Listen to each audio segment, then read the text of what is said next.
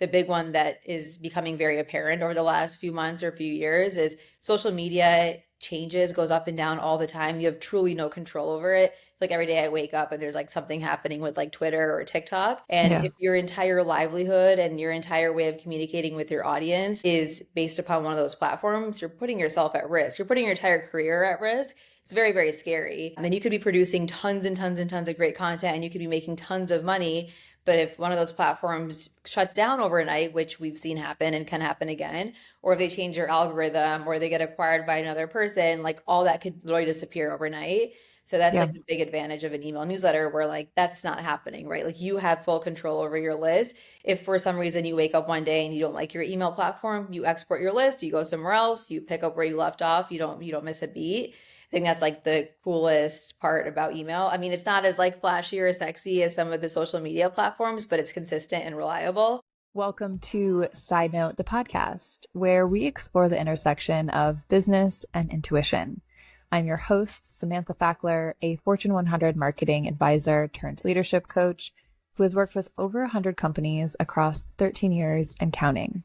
And yes, I also keep crystals on my desk. I love astrology, and I'm a trained Reiki master. So I see the connections that other people miss. Join me for conversations that'll change how you think about business, life, and everything in between. In this episode with Preeya Goenka, the COO of Beehiiv, we had a delicious conversation about a topic that maybe doesn't seem delicious, but email. And I know the word email can give you kind of the ick, and it's like, ugh, are we really talking about email? But let's talk about it in other terms for a moment. How I like to see this is that, forever people have used some sort of tool to communicate with each other and give each other updates, whether that was a physical newspaper or sharing some sort of thing through a scribe that would go from village to village. We have always shared knowledge as a community, as web of communities, right? So it makes sense that the means for that evolves with us over time. And nowadays, because everything's digital, the world of email, so the ability to communicate with a community from one scribe to lots of different people or from person to person, that has completely exploded because now it's faster, easier, and cheaper than ever to do that. And so I like to call my weekly email my weekly letters because it really feels like a letter that I'm writing at my desk that will meet you at your desk or your phone. I have loved email newsletters because I am a writer. Creative writing has always been a backbone of mine. And I've had several other businesses. And one of my businesses was newsletter based. And I had it with a partner. And it was when I was doing more career coaching at the time. I don't do that anymore, but it was helping people understand the tech and crypto industry, what jobs look like in that industry, where they can find like a credible, legit job, where to avoid when it comes to the specifically like the crypto industry, because there's so many scams and shitty things out there. But we were able to grow that newsletter to about 5,000 people in 6 months. And we actually did that using Beehiiv, the platform that Preeya works for. When I became an executive leadership coach, that's where I really found this sense of home and space. And now we're here. And I bring that creative writing muscle to the podcast and to my weekly letters where I talk about what's going on for me as a business owner and what's going on for my clients. I just released one about team management. How do you find your dream team that feels like they're firing on all cylinders and their capabilities are turned all the way up and they are happy in their roles, because that is possible. And I feel like my team, my personal team for my business right now and podcast is at that point, but it takes tweaks to get there. And so those are the types of topics that I like writing about. And that's on my newsletter. And then of course, there's always a dash of like intuition and how am I using energy and how am I listening to the universe as I go through this journey. So today's episode, we're going to talk about how do you even start a newsletter? Or if you do have an audience, how do you spin up a newsletter as part of your, media empire? Or if you do have one, how do you grow it and what's the latest out there, as all the way to, how do you get acquired as an email newsletter? Let's say you have been at it, you have grown a platform. How do you have someone buy it and actually pay you to write so that you all of a sudden have a job, but you are in full control of it. So very, very cool episode with Preeya. I'm so happy she joined. Let's get started with Preeya. Here's the episode. Thank you. Excited to be here. So happy you're here. So, could you give us, our listeners, a little intro as to your career journey and how you ended up as COO of Beehiiv? Yeah, sure. So to give some context on the company, Beehiiv is an email newsletter platform. Like you mentioned, I'm the COO here. I've been here for about 2.5 years now. Prior to becoming the COO at Beehiiv, I was the chief of staff. So joined as chief of staff. And then about a year into working at Beehiiv, I was promoted to COO. And I think pretty interesting journey of how I made it here to Beehiiv. I'll let the audience decide if it's interesting or not. But I started my career in finance, worked in finance for a few years. I had a client-facing tech role within the finance world, and I liked what I was doing a lot, but didn't like the world of finance. The like many layers of hierarchy, a lot of middle management, have to go Pro through world. lots of approvals to get anything done. I was very restless. I was very young in my journey, and I just wanted to like move faster and do a lot more. So I was thinking about like how can I do like client-facing project management, problem-solving type of work, but like not in the finance world. And that's how I stumbled into thinking like maybe a CSM role at a tech company would be a better fit. So I ended up moving to Sail Through, which is where I started both my email and my tech journey. I was a CSM at Sail Through for a few years before they were acquired by CM Group, which was actually great for my career because it allowed me to work with other parts of the larger organization that we were acquired by. So I spent about 6 years across both Sail Through and the broader company, worked my way up the CS ladder, eventually becoming VP of customer success and overseeing a very large customer success team. That's actually where I met our current CEO and co-founder of Beehiiv. He was working at Morning Brew. Morning Brew was one of the customers that used our platform and one of our very, very high touch customers. So I worked with him and his team very closely for probably about a year and a half, and got to know him well then. And then he moved on from Morning Brew. I ended up leaving CM Group. I was liking the work that I was doing, but again, had that feeling of like restlessness and wanted to do something a little bit more, work at a smaller company and just have like a bigger impact there. So I ended up going to a Series A company. I liked it. It wasn't like the perfect fit, but I was definitely getting closer to what I wanted to do. And while I was there, the CEO from Beehiiv reached out to me. We had kept in touch anyways over the years, and he'd reached out to me to talk to me a bit more about what he was building at Beehiiv and was talking to me more about his product and his vision for the future. And the more we talked and the more he was talking about like where he wanted to go and where he could use some help, it felt like a no-brainer for me to come join him. So ended up making the switch and joining Beehiiv as their chief of staff. Amazing. For context for people, so Beehiiv is similar to Flowdesk, but there's a bit more features. There's more under the hood, I think, as someone who has used both platforms in my business. And the Morning Brew, if you're not familiar, is a very well-known kind of newsletter that goes out every weekday. I think there's also a weekend edition, and it talks about the news in a really digestible format. I was actually thinking about the Morning Brew earlier and just how helpful it is nowadays with the news, because there's like these hyperbolic headlines on the news and it's a little tough to watch, but Morning Brew does a good job of making that digestible. Coming back to your journey. So now you find yourself at this high growth email startup, Beehiiv. It's going well. It has a notable person at the helm of it. What's something that people wouldn't expect is part of your job, but is part of your job at COO there? Oh gosh, hard to say because I feel like my role changes like every 2 weeks or 2 months, which is the kind of the nature of the game when you work for a smaller company. So Beehiiv is a Series B company. We raised our Series B about a year ago. We're currently about 85, 90 employees, just to give some context on where we are as a company. When I first started as chief of staff, I did like a little bit of everything. Like I was a jack of all trades. I was one of the first non-technical hires for the company. And so our CEO focused mostly on like engineering product market fit, all that kind of thing. And basically everything else that he wanted to do but didn't have the bandwidth for was what I took on. So a little bit of support, a little bit of like customer relationship management, a little bit of sales, a little bit of everything basically. So what I did for like the first like I'd say 3 to 6 months. And then as our company grew, as we raised our Series A, we ended up hiring a lot more people. So we ended up hiring for those specific functions that I just mentioned. We hired for customer success, support, for sales, deliverability, all of that. And so then my role became more of like overseeing those functions across the company. So I was still involved, but more from like a manager top level perspective versus like boots on the ground in the weeds. And those teams grew over time. We went from like one support person to now I think we have like 17 support people, one CSM to seven CSMs. And so as that all happened, my role continued to grow too there. But then at a certain point, there was a lot of the company rolling up into me, but it didn't really make sense for it to be there. And I also wanted to get back to more like the operational work that I really enjoy. So then we made another shift at the company a few months ago where a lot of those teams we moved to, I suppose, the rightful owner of like where it should be at a company of our size. And so now I'd say I'd probably spend like half of my time doing like cross-functional initiatives or like projects, like either like launching new initiatives or helping with like processes for existing projects and things that are already in the works. And then I also spend a lot of time with our customer facing team. So I'm still involved with customer support and customer success. So I think it's pretty interesting because I feel like every CEO and chief of staff that I talk to, when they describe their role, I'm like, I don't do any of those things. And they say the same thing to me. So I do think like the CEO role at like a series A, B, or even a C stage company just is like vastly different. Yeah, absolutely. They all look very, very different. What I find interesting about your career journey is that you've been in email for so long, and the way that we use email has changed a lot over that time. I think newsletters have completely exploded. Things like the Morning Brew have been pivotal in that, in the way that we use email.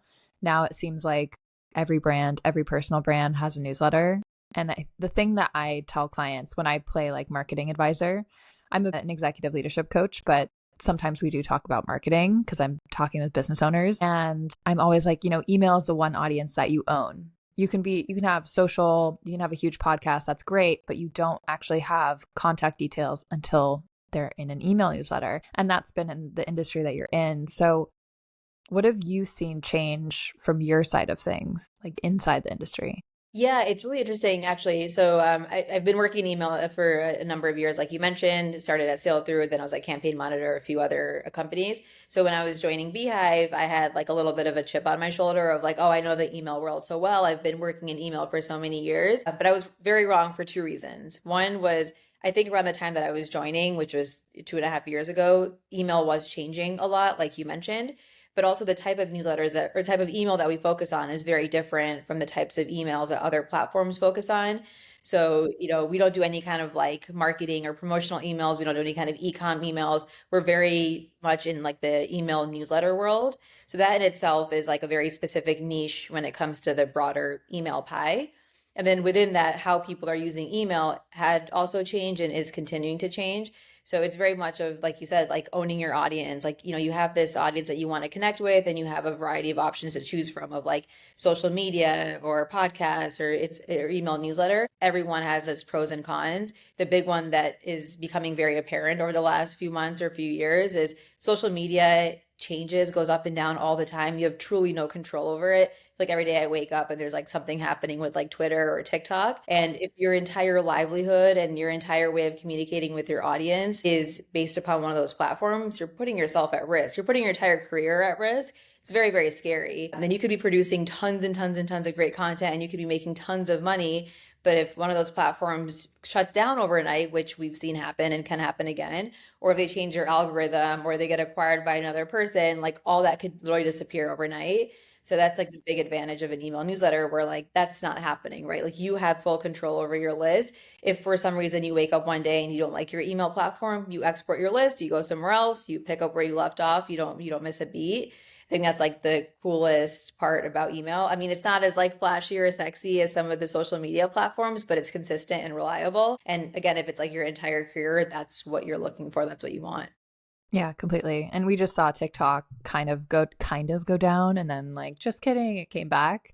But during that time I found social media to be a really funny place because there were so many reels of like TikTok creators but putting them in like a McDonald's because it's like okay, bye, like their whole business just went Yeah, what do you down do? if the ban goes through. And so it was just funny because it like had these people like dancing like while people like taking people's orders, and I don't know, it was just so funny. But I'll plug some links in the show notes so people know what I'm talking about. But yeah, it's your whole business. And I think another benefit of email and growing a newsletter is that even if your business changes over time, you still have that audience. So I've had other businesses, and whenever I've changed my newsletter to say, hey, like I'm pivoting, this is the direction I'm going, stay or leave, a lot of people chose to stay with me on my journey as I became a coach and podcast host. So it can grow with you over time too. It's not like a TikTok account that then has to be rebranded or changed or yeah, so there's so many cool things. I want to speak to also this piece of monetization because I think a lot of businesses do have social accounts and other places that are kind of their top of funnel, so where they're getting visibility, but their goal is to bring that audience into their newsletter and to grow their newsletter. But things like Substack are, I'm correct me if I'm wrong, but might be a competitor because Substack has a lot of discoverability features. So how is Beehiiv competing with Substack there? Yeah, good question. When Beehiiv launched about 3 years ago, I would say like Substack was probably our most direct and biggest competitor. That I'd say that's largely changed over the last few years, especially because, like I mentioned, Beehiiv operates in the newsletter space. We've very firmly planted our tree in the newsletter space and like haven't really expanded outside of that purposefully. Versus Substack is moving more and more to becoming a social media platform. So they're leaning very heavily into like their notes or their app or other parts of their platform to create this community, which has its pros and cons, right? The pro is it acts more like a social media platform like Instagram or TikTok. So for audiences, it's like easier to find content. But then it's like this, all the same problems that we just talked about with Instagram and TikTok are also going to be prevalent there on Substack, where they get to pick and choose which writers to highlight and which ones don't get the same, light of day. So again, you're beholden to another algorithm, even though you're writing a newsletter and you own your audience, but you don't really own your audience. So I think like that's one area in like which we're very different. But I think like going back to your question around like discoverability, the idea of having a newsletter is that it's like one part of your media empire or like one part of your career or your journey. So a lot of our writers will use it in conjunction with like something else like social media so that you can, have your social media icons at the bottom of your newsletter. So you encourage people to follow you on other platforms as they read your content within an email. And then vice versa, when you publish a new email or send out a new post, you can share that on Twitter or share that somewhere else and encourage people who are visiting for the first time on your account to subscribe for your newsletter. So you're able to create this like community. It's like cross platform. A lot of our writers will have like one sort of like brand and content that they share on their Instagram versus like their Twitter is very different versus their newsletter is very different. It's all it's one person. It's like just different parts of their personality and what they're choosing to share. And I think that like also like lends itself well to building a community and having people like find you and interact with you in different ways. Yeah. Yeah, absolutely. What do you think is the biggest misconception about growing a newsletter? I think people just think it's like terrifying, which it can be, right? Like if you're starting from scratch and you're starting off small, it does feel very, very daunting to think like, how am I ever going to get to 10,000 or 100,000 subscribers? But everyone starts from zero. Like literally every single newsletter and audience has started at zero. So it can be done. I think you just have to it's not even about being strategic. It's about being consistent. That's the most important thing. Like once you have figured out what you want to write about and you have this idea in your head, just stay consistent, right? Like the gains are not going to come overnight or in a few days or a few weeks. You have to keep sending to your audience. You have to find the content that works really well for you. You have to like talk to your audience, communicate with your audience, get their feedback, incorporate all of it into what you're writing.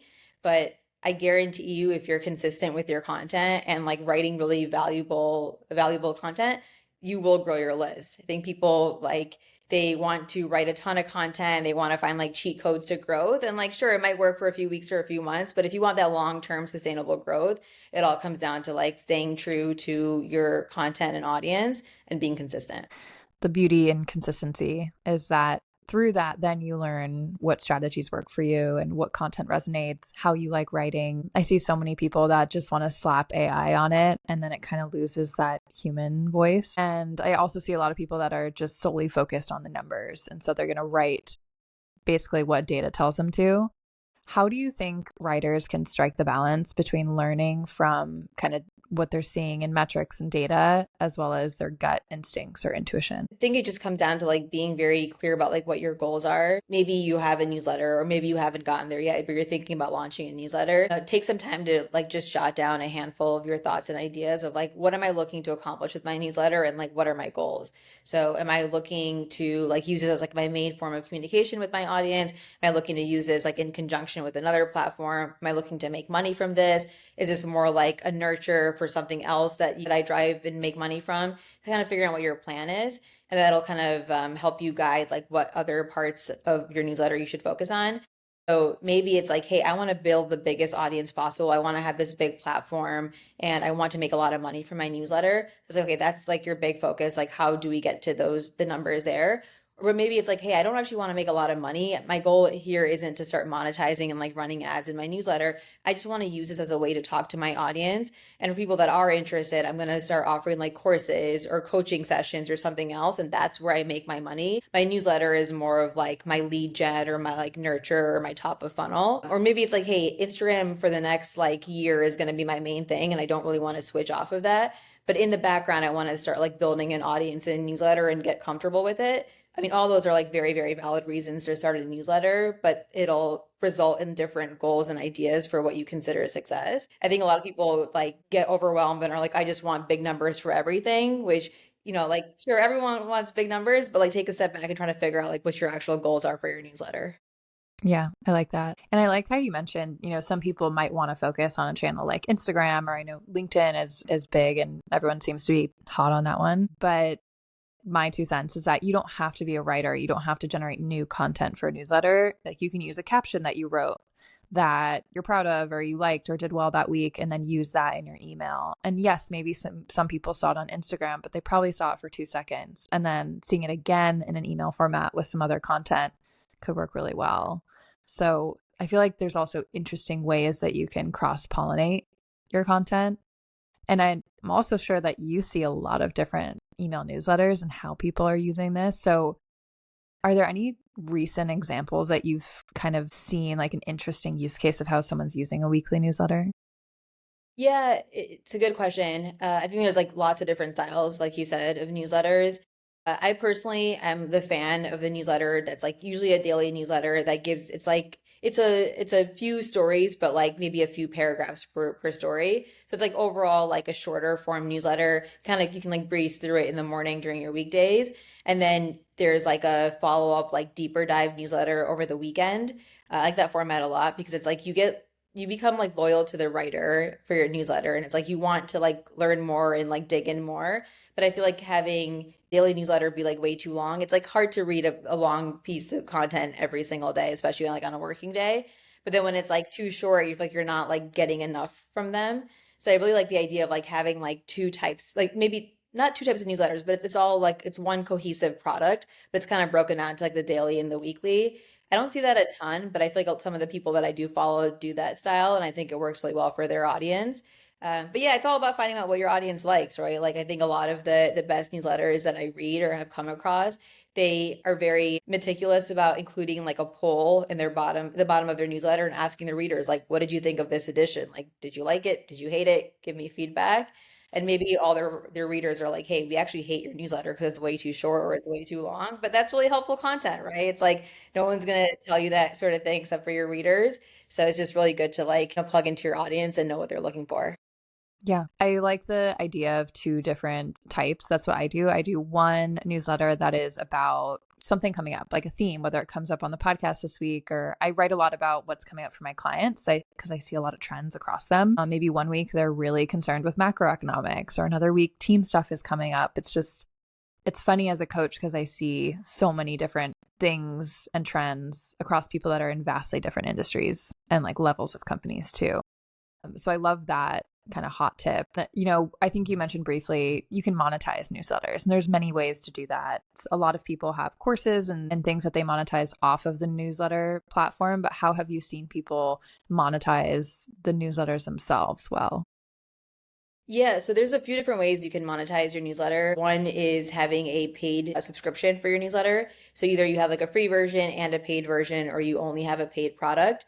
So I'd say a number of our Beehiiv customers, usually they have like a free and a paid product. I think it works really well because you use like the free content as kind of like a gateway or a way to like, kind of bring people in, top of funnel. And then over time, as they start to like enjoy your content and get more into it, they'll upgrade to your paid subscription. I think it's like a really good way to build like a very, very loyal audience. Obviously they're paying you for your content, so they very much respect you and are looking to you as a trusted voice. it's hard to do as like a casual writer. The people that own those newsletters are putting in like tons and tons of time and energy and resources into their newsletter because they have to deliver really high quality content for people to pay for it. So I think it works really well for some writers, but it's not a good fit for everyone. So another way you can monetize either in conjunction or instead of that is through sponsorships. So by running ad placements. So I think that works really well because it's like a good way to, embed brands into your newsletter. Ideally brands that like you yourself use or, respect or want to encourage your audience to use. But it's a good way to, get sponsorship dollars for your sends. There's a few ways that you can do that. At Beehiiv, we actually have an advertising network that you can plug into. So anyone who's a paying customer on Beehiiv is automatically a part of it. And we actually send you sponsorship opportunities to run into your newsletter. So we'll send you emails as we have available sponsors like, hey, do you want to run this Nike ad or this Netflix ad or HubSpot ad?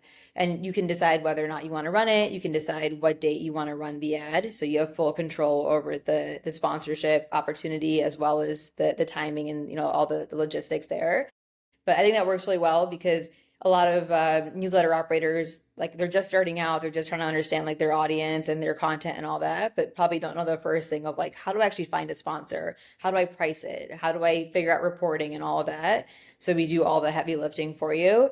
I think it's like a great way to like get into sponsorships. And then sometimes over time, a lot of our writers will then start to find their own sponsorship opportunities directly, either, inbound or outbound.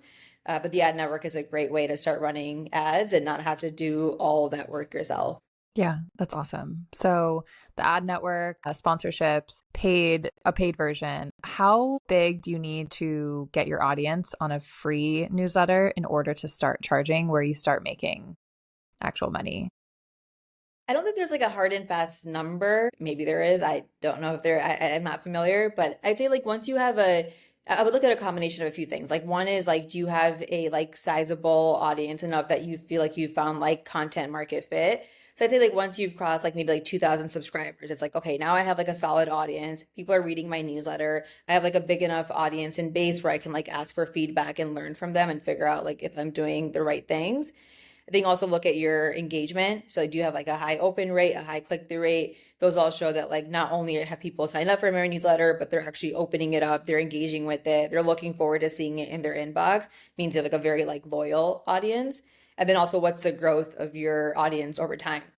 You don't need to be seeing like crazy growth, but like as long as you're seeing like steady, consistent growth over time, I think if like all those signals are pointing in the right direction, you can consider doing a paid version. But also just know, like I was saying earlier, like it is a big commitment to do a paid product. So make sure you have like the time, the resources, the bandwidth, all that.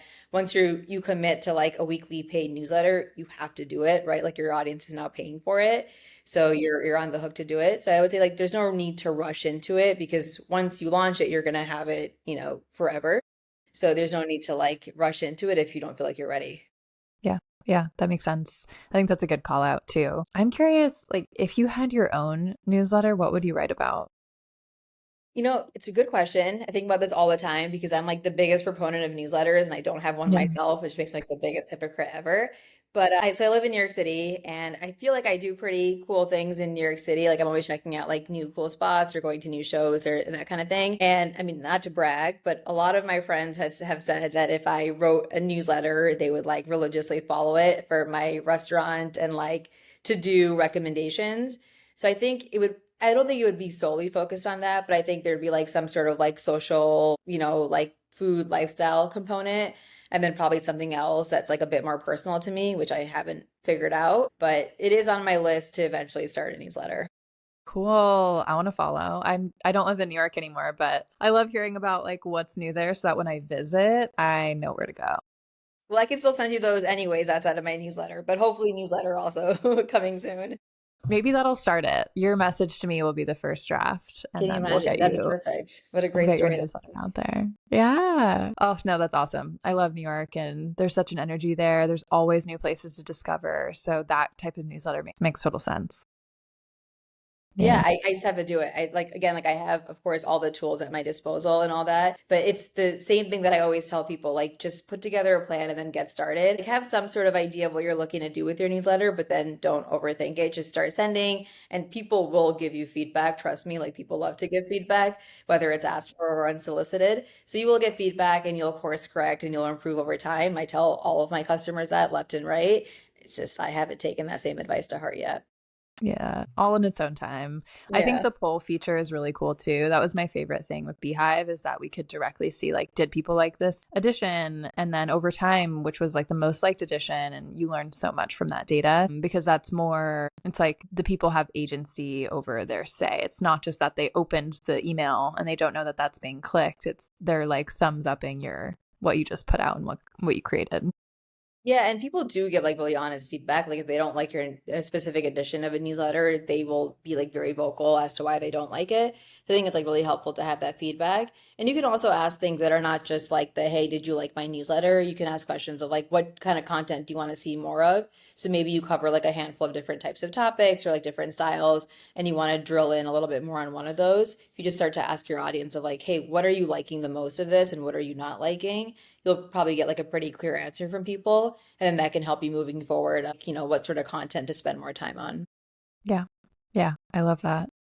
So, we've been talking a lot about email and newsletters and industries and kind of the technical, concrete side of things. But on this podcast, I also like to dig into the softer, like intuitive spaces of these subjects. And I'm curious with your career journey specifically, like, did your intuition play a role at all in your decision to join Beehiiv or any moment in your Beehiiv journey? Yes, definitely. I would say like not that it was like a massive leap of faith by any means to join Beehiiv, but it was a very small company when I joined. I think I was employee number 7 or 8, and I've been working for the 6, 7 years at the bigger email company, like I mentioned. I think we were about 1,000 employees when I left. And I knew I wanted to go to something smaller, but for me, smaller meant that Series A company that was like 35, 40 people. I found my footing there pretty quickly, and it was definitely a big change, but it wasn't like terrifying by any means.